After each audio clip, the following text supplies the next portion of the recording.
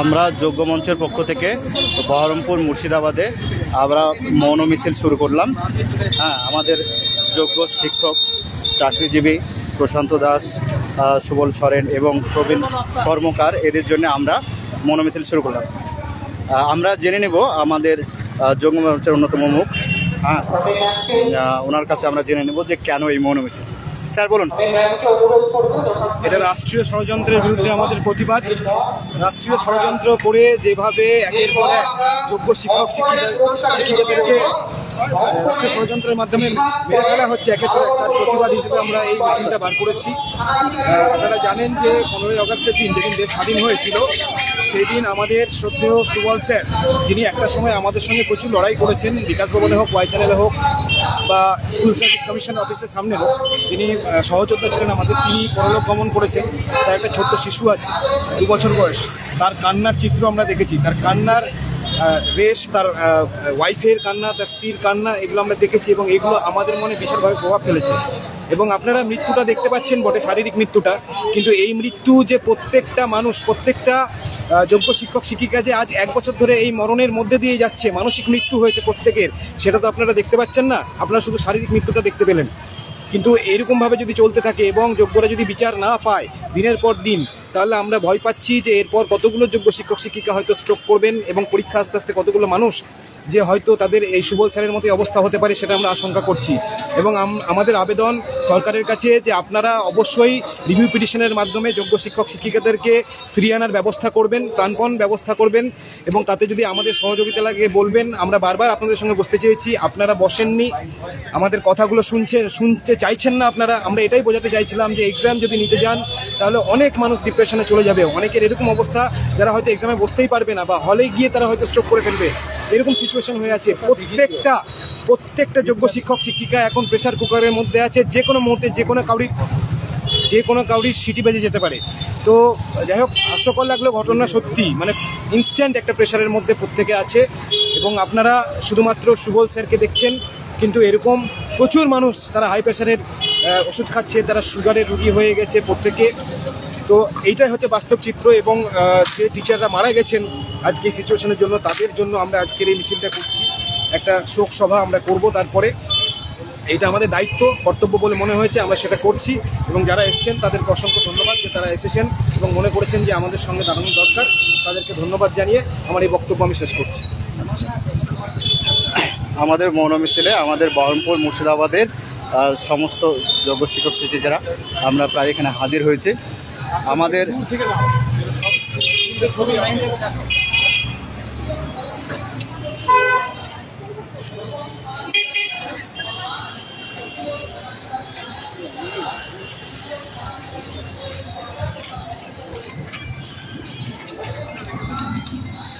এই যোগ্য মঞ্চের আর এক অন্যতম মুখ আমাদের শোয়েব দা।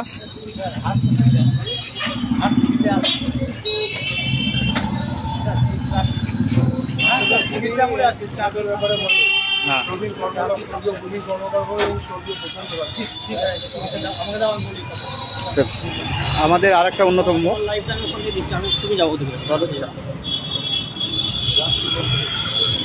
আমরা যোগ্য শিক্ষক শিক্ষিকা অধিকার মঞ্চের মুর্শিদাবাদ শাখার পক্ষ থেকে আজকে আমাদের শ্রদ্ধেয় স্বর্গীয় সুবল সরেন স্যারের আত্মার তৃপ্তির জন্য আমরা একটা মৌন মিছিল, মোমবাতি মিছিলের আয়োজন করেছি।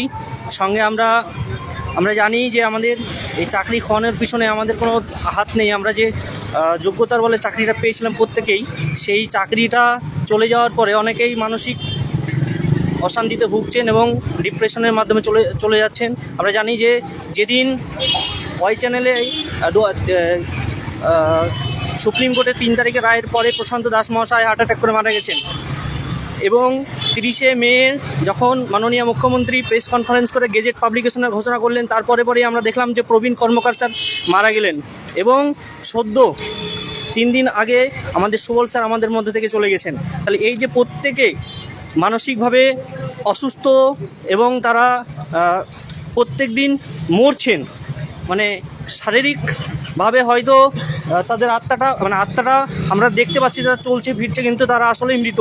এই মৃত মানুষের যে যন্ত্রণা, সেটা কেউ বুঝতে চাইছে না। সরকার এটাকে নিয়ে খেলা করছে এবং কমিশন সেটা এতবার আমরা বলার পরেও, রিকোয়েস্ট করার পরেও, আবেদন রাখার পরেও, যেখানে সুপ্রিম কোর্টে একটা কেস চলছে, যেখানে রিভিউর মাধ্যমে রিভিউর রেজাল্ট এখন আসেনি, সেই রিভিউর রেজাল্টকে না দেখে মানসিক অত্যাচার করা হচ্ছে এবং প্রত্যেকটা স্যারেদের জীবন নিয়ে তারা ছিনিমিনি খেলছে। আমরা জানি না এরপরে আরও কত স্যার ম্যাডামদের আমরা হারাবো এইভাবে। সেপ্টেম্বর ও 14 সেপ্টেম্বর কেবল পরীক্ষার ঘন্টা না, এই সমস্ত যোগ্য শিক্ষকের মৃত্যুর ঘন্টা বাজছে ঢং ঢং করে।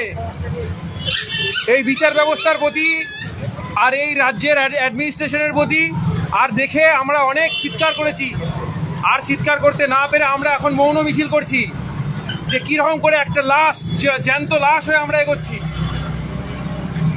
এই 3-4 জনের যারা মৃত্যু যারা দেখছেন, এটা কেবলমাত্র এই কজনের মৃত্যু না, ভিতরে ভিতরে সবাই আস্তে আস্তে মৃত্যুর দিকে এগিয়ে চলছে এবং আরও 7 এবং 14 সেপ্টেম্বর আস্তে আস্তে আরও কতজনের যে মৃত্যু হবে সেটা ভাবতেই গায়ে কাঁটা দিয়ে উঠছে। আমরা যারা যোগ্য শিক্ষক শিক্ষিকা, যারা আমাদের বিনা দোষে কোনো কারণ ছাড়াই যেভাবে সুপ্রিম কোর্টের 3 তারিখে ভার্ডিক্টটা বেরিয়েছে, তখন থেকেই আমরা মেন্টালি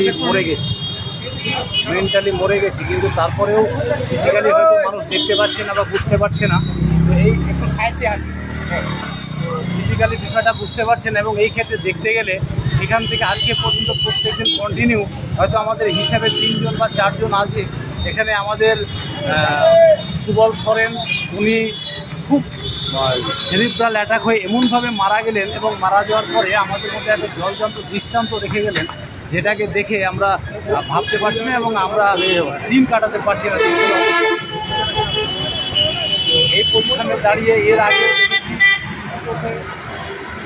মারা গেছে আমাদের প্রবীণ কর্মকার, প্রশান্ত দাস এবং এছাড়াও অনেকে।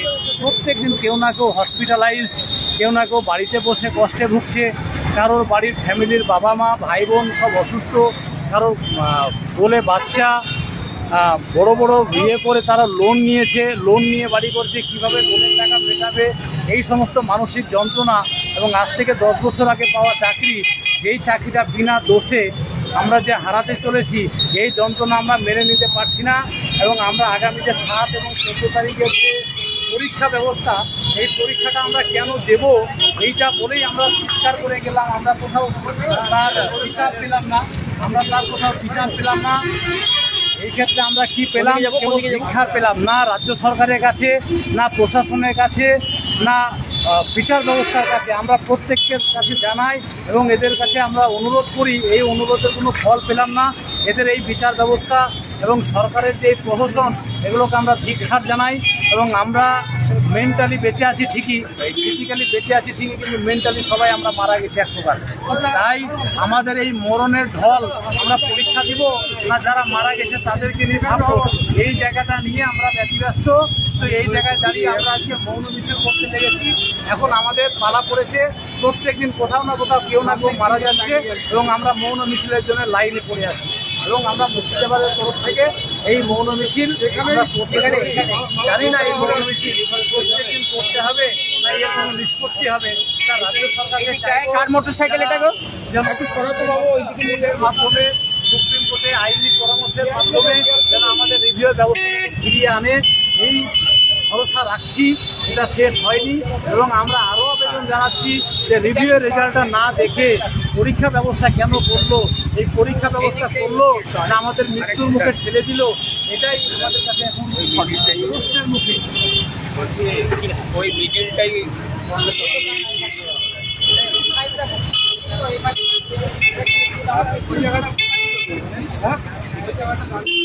ওইটা ফাঁকা ছিল না, ওই জায়গাটা ফাঁকা ছিল।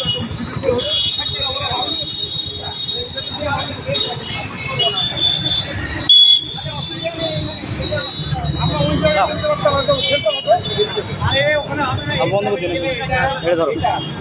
দেখতে পাচ্ছি